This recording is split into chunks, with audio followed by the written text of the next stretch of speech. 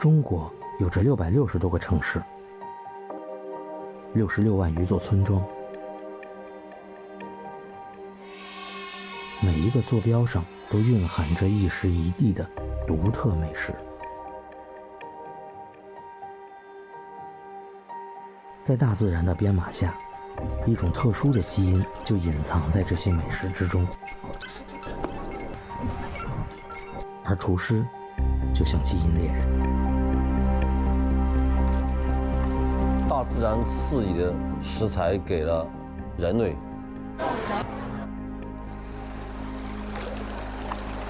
人类呢出现了厨师，厨师要把这个食材变为美食。我们做了20多年的厨师啊，都不知道我们要做什么菜，让大家来品尝。比较难的一个挑战，关键是在于去寻找不同地方饮食文化。中国有句古话叫“靠山吃山，靠海吃海”。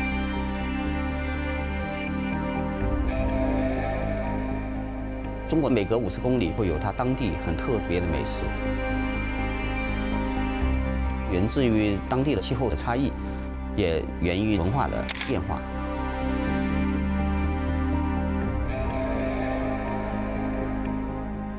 绿水青山就是金山银山了。对啊。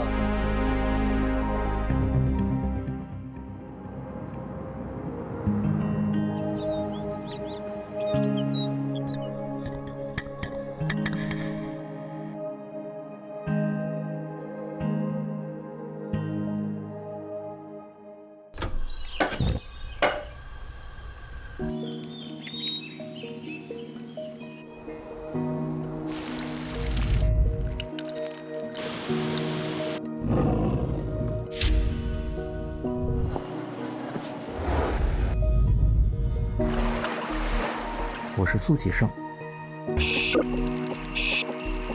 ，6年前迷上了分子料理。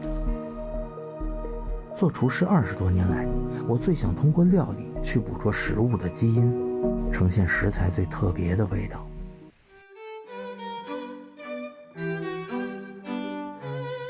为此，我学会分辨云南的100多种蘑菇，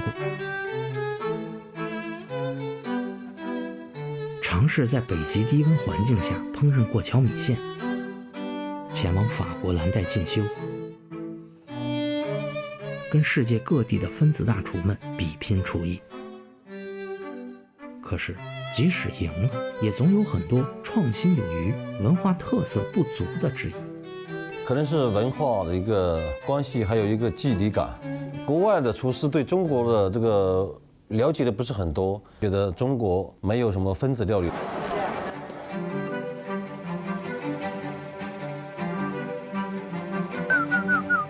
我有一个外国朋友，让我做一套有中国文化特色的一个菜品。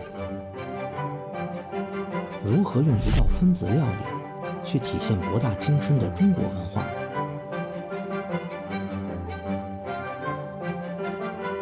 在我感到迷茫之际，一本书和它的作者给了我希望。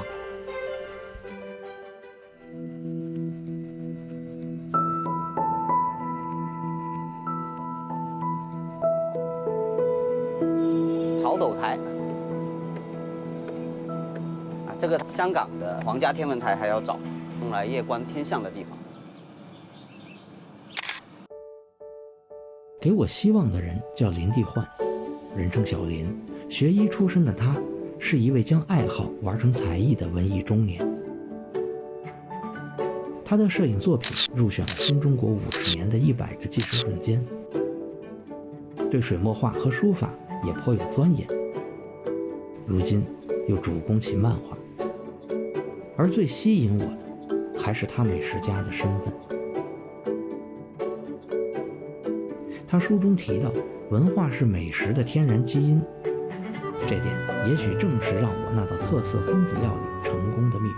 其实美食它是特别顽固的啊，所有的乡愁都是因为味的乡愁。但是呢，美食它也可以是很国际化的，可以跨国界而执行的。于是我向小林寻求帮助，他痛快地与我相约在成都见面。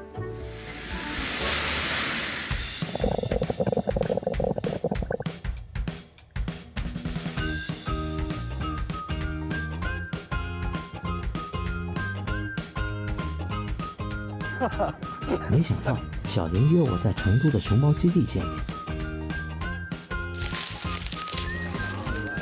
小熊猫，他说希望我先放松一下，灵感也许就在随意间。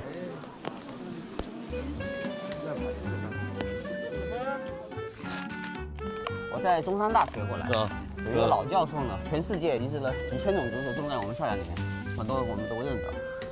那个竹子应该就是那个箭竹，熊猫的主要食物。小林说，熊猫也是挑剔的美食家，天生会根据时节的变化而择食。春夏偏爱不同种类的竹笋，秋季多食弱竹竹叶，冬季则以巴山木竹、刺竹和苦竹竹竿为主食。不时不食是传统文化的里面一个特别有智慧的东西，就是说万物生长有时，每个时节都会有它的气候特点。那么适应节气产生的这些物产，在合适的时间去吃它，可以吃到它最鲜美的本味，同时呢也会对我们的身体有很多的帮助。小林说，不时不食这个文化基因来自于中国人独有的一套天文编码，24节气。而小林本人正是协助中国24节气申遗成功的水墨画作者，对这套历法颇有研究。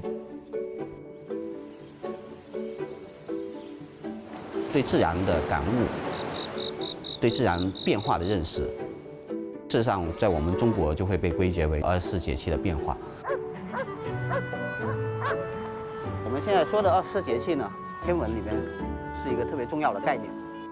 根据太阳照射地球的角度，把它一年平分成24等份，对我们种田特别有用。在中国的日常生活里面产生出种种的习俗，比如说像我们南方双春之年结婚就特别吉利。24节气体现了中国人对自然四季时序流转的理解，这种理解也构成了中国人独特的生活美学。熊猫这个动物其实是特别适合这个水墨大写意，就是它这个黑白的对比。问你一个问题啊，怎么给一个熊猫拍一张彩色照片，你知道吗？加上舌头。哦，哎，好，那我们试一试。熊猫之旅让我得以了解中国人饮食文化背后的密码。我想，我可以做一道有熊猫元素的，以不时不食为文化基因编码的创意分子料理。而这个编码的第一步，就是要找到符合主题的应季食材。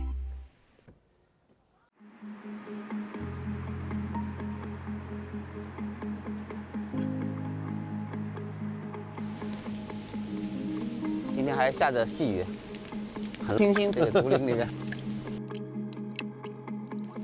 位于成都以南的宜宾竹海是世界上面积最大的天然竹林。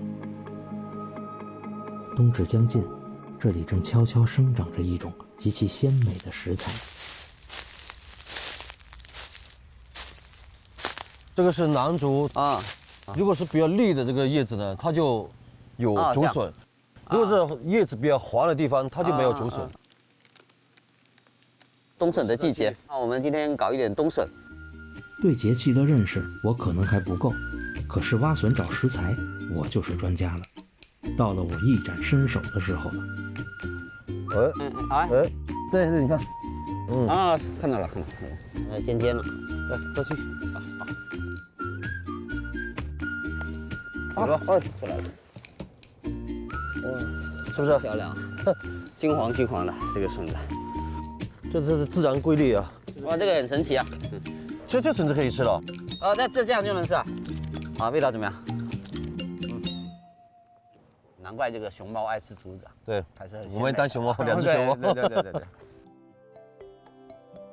其实真正的美食不是厨师的手艺有多好，关键是在于食材新鲜。对。我们在家里面火上一烤，盐一撒就可以吃了。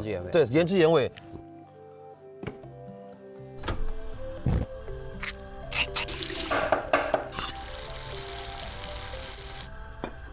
我们刚才挖的这个，来，尝一下。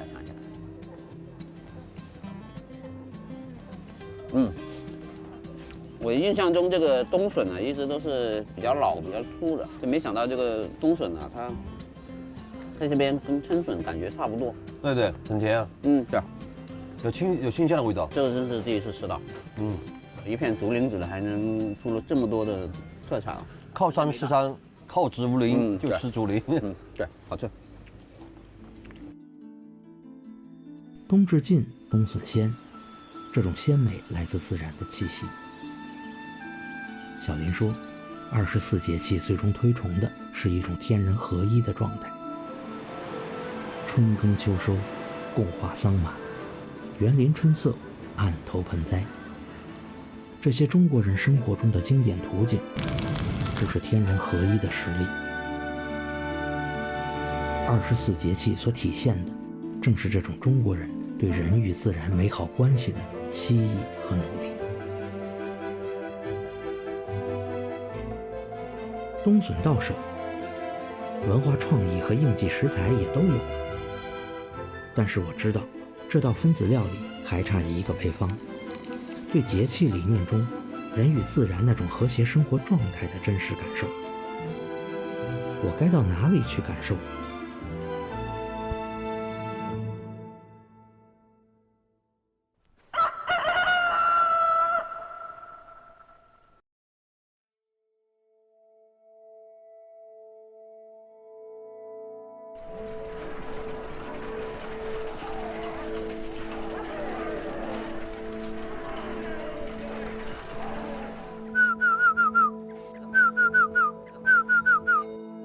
你看我们那个《西游记》啊，深入人心。还有哪吒。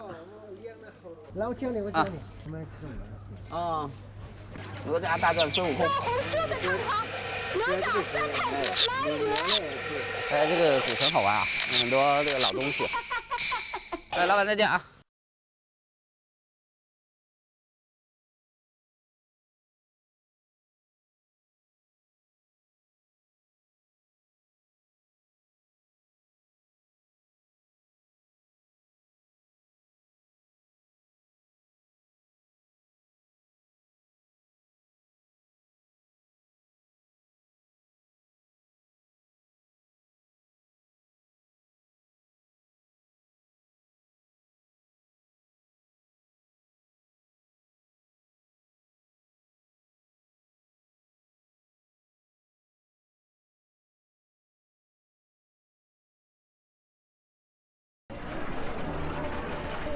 这是鸡素子，好吃吗？你尝一个。没洗呢。没事，哎，这个干净的很，野生的，酸的。太酸了。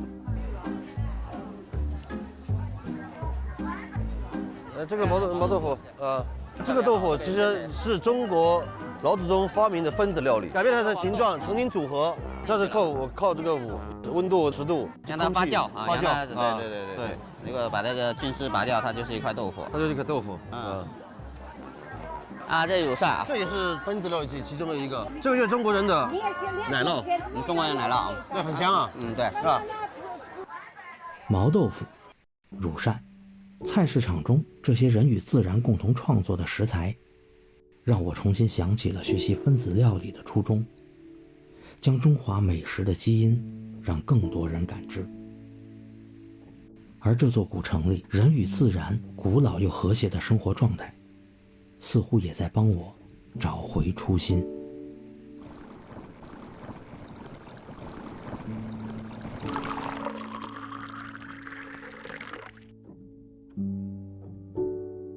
这边的茶呢，其实是不发酵的茶，但是呢，它用那个炭火烘焙过，自己炒制啊，就喝起来就有点咖啡的感觉，你有没有感觉到？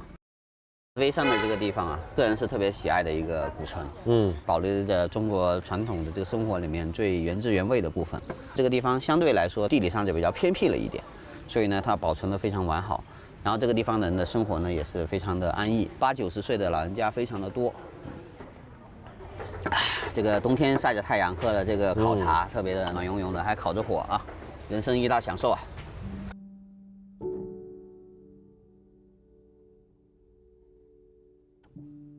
其实现在我们很多人已经进入了城市的生活，所以呢，对24节气可能很多人觉得感受会越来越淡。但是呢，我觉得这并不是一种正常的生活状态。我们中国古话所谓吸天地之精华，那么这个时候你就会发现，可能很多现代人所犯有的通病，比如说焦虑，那么它会不药而愈。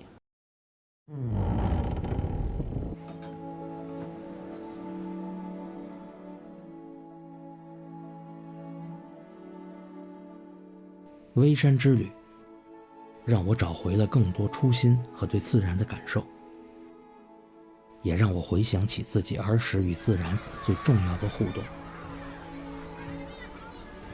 我感觉我要做的这道美食还缺少一种最重要的食材，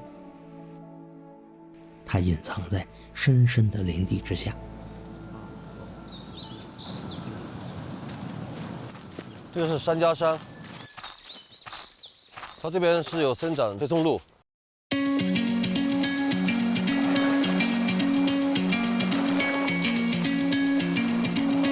我们来带你去体验一下世界3大珍馐食材之一。这个黑松露啊，都是用猪了去找的，我们今天没有带猪啊。我们带了这个猪八戒的肯定吧？好。这边是黑松露的季节，看看每天都是会下到这个位置。松露在这个位置就容易找到，它不会冒头吧？不会冒头。这个不是，这个应该没有，这边没有啊。我们往前走。好。采摘黑松露是我孩提时代最喜欢的寻宝活动，也构成我多年以来料理的底色。我来找一下。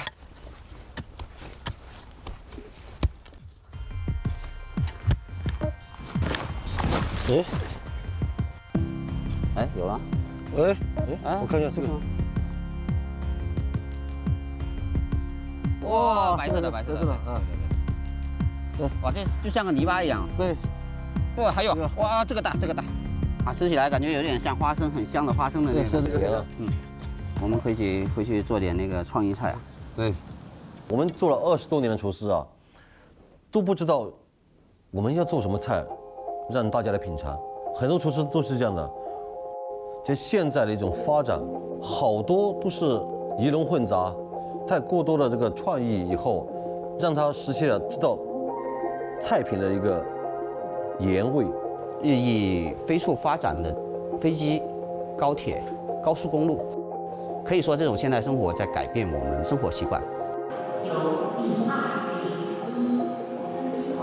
都启生师傅的分子料理，它就是一个传统与当下的融合。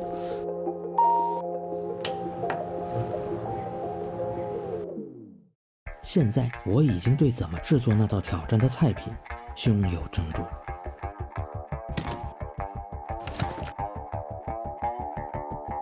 我将黑松露磨成粉，均匀撒在盘中，模拟大地。摆上一只用中国古老的分子料理乳扇重新造型制作的小熊猫。我还决定直接让食客品尝新鲜采摘、不加任何烹调的生竹笋。用糖桥饼干和分子泡沫打造竹林和假山，还原熊猫生活的自然环境，做一道充满我回忆和童趣的甜品。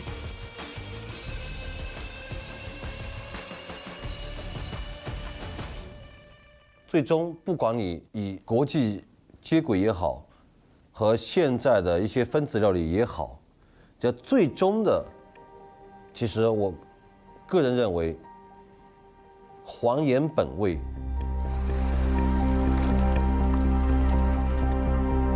这一路，我重新感受隐藏在乡土中的文化基因。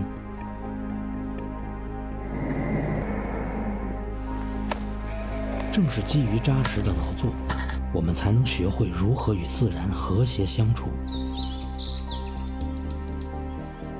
进而通过历法节气，将天与人合而为一。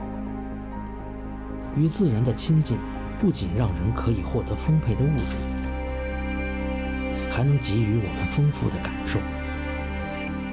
而正是这些感受的存在，人类的情感得以滋长，生命也更加鲜活。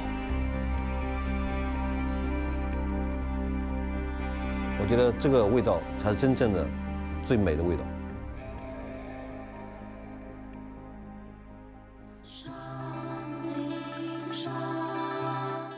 请记得在影片下方帮我们留言、按赞、分享，请记得订阅频道。